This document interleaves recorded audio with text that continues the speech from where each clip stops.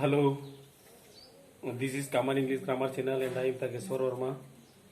आज की इस वीडियो में मैं आपका फिर से स्वागत करता हूं और इस वीडियो में आज हम देखेंगे प्रीपोजिशन बिहाइंड का प्रयोग। है ना, बिहाइंड मतलब होता है बिहाइंड।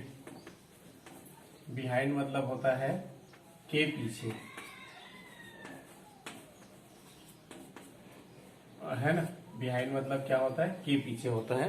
तो इसको आज हम देखते हैं बिहाइंड। और इसके पहले हमने बिफोर पढ़ा था। बिफोर मतलब के पहले होता है और बिहाइंड मतलब के पीछे होता है ना। तो इसका प्रयोग हम लोग किस तरह से करेंगे, है ना, ये जानना हमारे लिए बहुत जरूरी है। यदि हम ये फंडा क्लियर कर लेते हैं तो हमको प्रीपोजिशन बिहाइंड के संबंध में कोई प्रॉब्लम नहीं होगी, है ना। तो इसके लिए हम क्या करते हैं, बिहाइंड मतलब होता है के पीछे। पहला प्रयोग हम करते हैं, पहले नंबर का प्रयोग है के पीछे के अर्थ में, के पीछे, है ना। और इससे किसका बोध होता है, स्थान का बोध, है ना। के पीछे और किसका बोध होगा, स्थान का बोध होगा, है ना। अब इसके लिए देखिए sentence, he is walking, he is walking behind his mother, है ना। ठीक है, he is walking behind his mother, अपने किसके पीछे, मदर के पीछे वो क्या कर रहा था, चल रहा था, है ना। अपने मदर के पीछे वह क्या कर रहा था, चल रहा था। ठीक है, ये होता है इसका मतलब, वह चल रहा था, वह चल रहा है अपने मदर के पीछे, है ना। वह अपनी मदर के पीछे चल रहा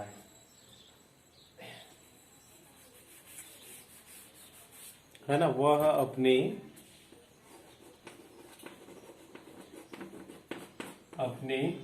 माता जी के पीछे चल रहा है, ये होगा, माता जी के पीछे चल रहा है, ये होगा, है ना। तो ये हुआ पीछे के अर्थ में। जब आप किसी के आगे पीछे बैठते हैं, है ना, पीछे बैठते हैं, तो उसके लिए बिहाइंड का प्रयोग कर सकते हैं, है ना। यू सीट, है ना। दूसरा सेंटेंस देखो, you seat behind Ram, you seat behind Ram, है ना। You sit behind your brother. You sit behind your brother. तुम अपने भाई के पीछे बैठे हो, है ना। ठीक है, तुम अपने भाई के पीछे बैठे हो, ये होता है, तुम अपने भाई के पीछे बैठे हो, है ना। ये इसका मतलब होता है। तो जब भी हम चल रहे होते हैं, बैठे रहते हैं या दौड़ते हैं, है ना, या कुछ और कार्य करते हैं, तो जब पीछे रहते हैं तो हम उसके लिए किसका प्रयोग करेंगे, बिहाइंड का। दूसरा प्रयोग देखिए, स्थान के लिए इसको और किस तरह से कर सकते हैं हम, इसको समझिए, है ना।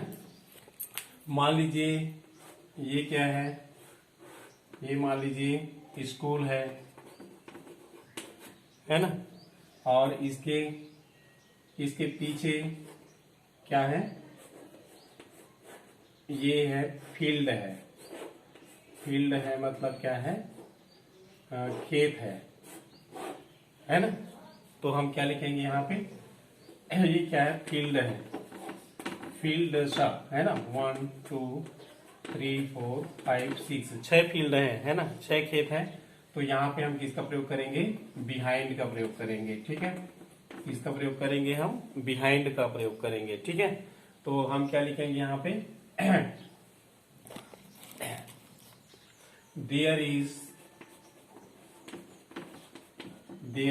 देयर आर फील्ड्स,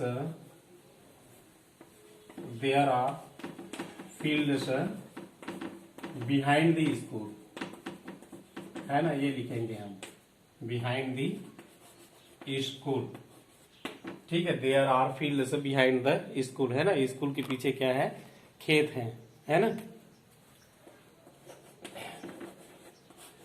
स्कूल के पीछे पीछे क्या है, खेत है। ठीक है, तो इस तरह से हम प्रयोग करेंगे, स्कूल के पीछे खेत है ना। तो ये बिहाइंड हुआ।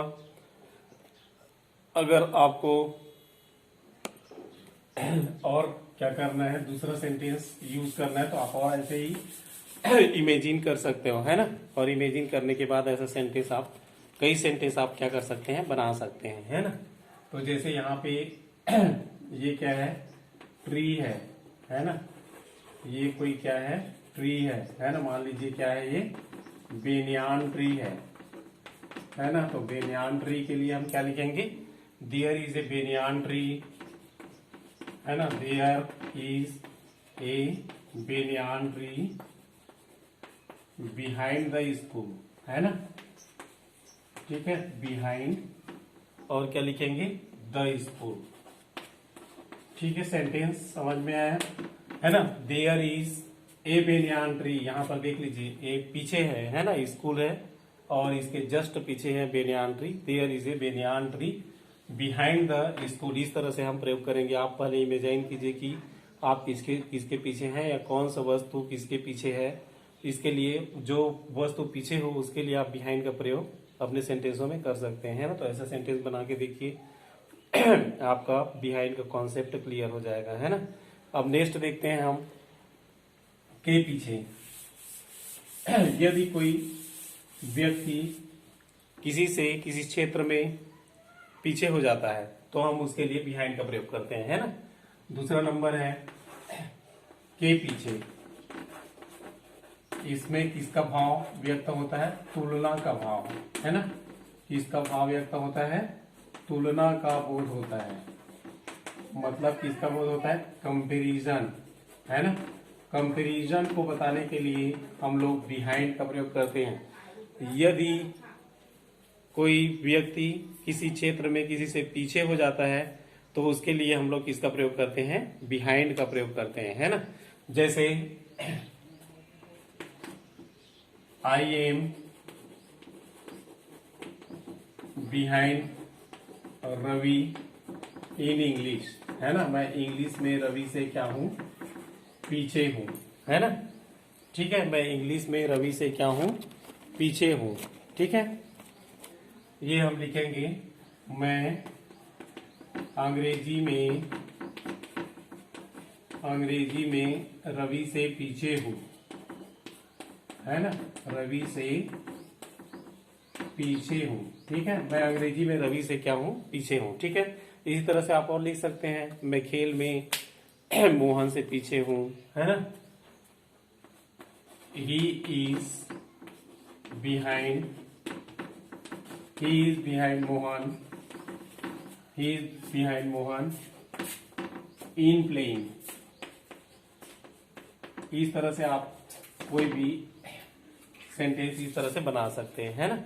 तो जब कोई किसी क्षेत्र में पीछे होता है तो उसके लिए हम किसका प्रयोग करेंगे, बिहाइंड का प्रयोग करेंगे। ठीक है, तो यहाँ पे देखिए, he is behind Mohan in playing, है ना। वह मोहन से खेल में पीछे है। ठीक है, वह मोहन से खेल में पीछे है। ये होता है बिहाइंड का मतलब, है ना। अब आइए आगे और हम देखते हैं, है ना, कि आप इसको सीखने के लिए, ये सेंटेंस सीखने के लिए ट्रिक्स क्या इस्तेमाल करें, है ना। क्या करें जिससे आपको जल्दी समझ में आ जाएगा, है ना। तो आप क्या करेंगे,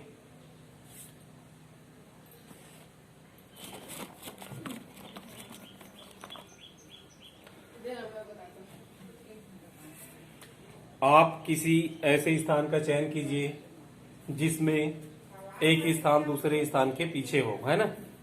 ठीक है, या एक वस्तु दूसरे वस्तु के क्या हो, पीछे हो, है ना। तो इसके लिए आप बिहाइंड का प्रयोग कीजिए, है ना। जैसे कि ये क्या है, होम है ना। ये क्या है, होम है, और यहाँ पर क्या है, टेम्पल है ना। ये क्या है, टेम्पल है ना। तो यहाँ पर हम किसका प्रयोग करेंगे? बिहाइंड का।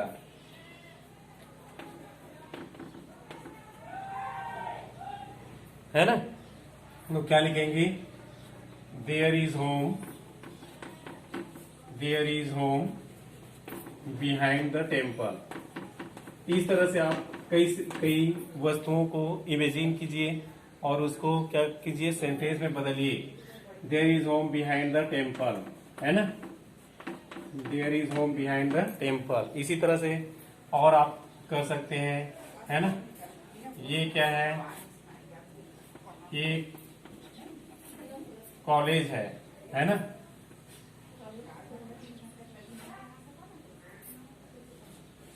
और ये क्या है? ये स्कूल है। अब मान लीजिए ये स्कूल पहले है और ये क्या है? पीछे है ना? तो ये क्या करेंगे? बिहाइंड। और ये दोनों तरफ से भी हो सकता है ना? होम के पीछे क्या है? टेम्पल है। तो इस तरह से आप क्या करेंगे? अगर आप इसको कहीं करते हैं तो आप क्या करेंगे? इसको बिहाइंड का प्रयोग आप सीख जाएंगे, है ना? There is a college, there is a college behind the school, there is a college behind the school, है ना? ये लिखेंगे। और there is school behind the college, दोनों तरफ से होगा, है ना? रिवर्सेबल प्रोसेस है ये। ठीक है। तो इस तरह से अगर हम इधर से आएंगे तो ये पीछे होगा, इधर से जाएंगे तो वो पीछे होगा, है ना? तो इसी तरह से आप सेंटेंस बना सकते हैं, है ना? अगर आप ये इमेजिन कर सकते हैं तो कम से कम कितना सेंटेंस बने? 20-25 सेंटेंस आप बना के देखिए, आपका बिहाइंड का कॉन्सेप्ट पूरा क्लियर हो जाएगा और आप सेंटेंस बनाना सीख जाएंगे, यूज करना सीख जाएंगे सीधे, है ना? तो तो अब हम दूसरा देखते हैं। आप किसी ऐसे 20 क्षेत्र का चयन कीजिए जिसमें आप अन्यों से पीछे हैं या कोई व्यक्ति किसी से पीछे है ना? आप ये देखें कि कौन व्यक्ति किससे पीछे है ना? किस क्षेत्र में पीछे है और उसे सेंटेंस बनाइए। जैसे कि उदाहरण लेते हैं, यहाँ पे राम है और मोहन है ना? ये क्या करता है? गणित में 90% मार्क लाता है ना? और ये कितना परसेंट लाता है? 70%, है ना? तो यहाँ पर हम क्या लिख सकते हैं? Mohan is behind Ram in maths, है ना? इस तरह से सेंटेंस हम क्या करेंगे? बनाएंगे, ठीक है? Mohan is behind Ram in maths, है ना? अब इन्हीं का क्या ले लेते हैं? खेल में ले लेते हैं, है ना? राम और मोहन दो व्यक्ति हैं, है ना? प्लेइंग में ये कितना परसेंट परफॉर्मेंस है इसका? 90%, है ना? और मोहन का कितना है? 80%। तो सेम सेंटेंस फिर बनेगा, है ना? हम क्या लिख सकते हैं यहाँ पे? Mohan is behind Ram in playing, है ना? खेल में मोहन क्या है? राम से पीछे है ना? अब हम लेते हैं दूसरे सब्जेक्ट को ले लेते हैं, है ना? हेल्थ लेते हैं। हेल्थ किस तरह का है इसका? ठीक है। तो यहाँ पे लेते हैं 80% और इसका हेल्थ 90% सुपर है ना? ठीक है। इसका 80% है, उसका 90% है। तो हम क्या लिखेंगे? Ram is behind Mohan in health, है ना? इन हेल्थ, इस तरह से हम लिखेंगे, है ना? और भी लिख सकते हैं। दो ही व्यक्तियों की तुलना बहुत सारे क्षेत्रों में आप क्या कर सकते हैं? कर सकते हैं, है ना? तुलना के लिए आप दो व्यक्ति चुन लीजिए या दो वस्तु चुन लीजिए, है ना? ये तो हुआ व्यक्ति का, इस तरह से करेंगे। वस्तु भी आप चुन सकते हैं, है ना? जैसे आपने क्या चुना? ये क्या है? पर्सन चुना आपने तुलना के लिए, है ना? तो उसमें बिहाइंड का प्रयोग करिए। अब हम देखते हैं थिंग को चुनते हैं। थिंग में क्या क्या है? जैसे आयरन है और क्या है? ग्लास है ना? अब इसमें हम तुलना करते हैं, यह क्या हो, गुणों की तुलना कर सकते हो आप, है ना, गुणों में पीछे, ठीक है। हार्ड, और ये क्या है, ये उतना हार्ड नहीं रहता, है ना, लेस हार्ड। ये क्या रहता है, ग्लास लेस हार्ड रहता है ना। तो यहाँ पे क्या लिखेंगे, the glass is behind iron in hardness, है ना, इन हार्डनेस। तो इस तरह से आप इसके गुणों की तुलना कर सकते हैं, है ना। तो आप इस तरह से इमेजाइन करिए, और क्या कर सकते हैं, आप बिहाइंड का प्रयोग कर सकते हैं, है ना। तो friends, if you like this video, please share, subscribe and comment it. We meet in next video. Till then, good day to you.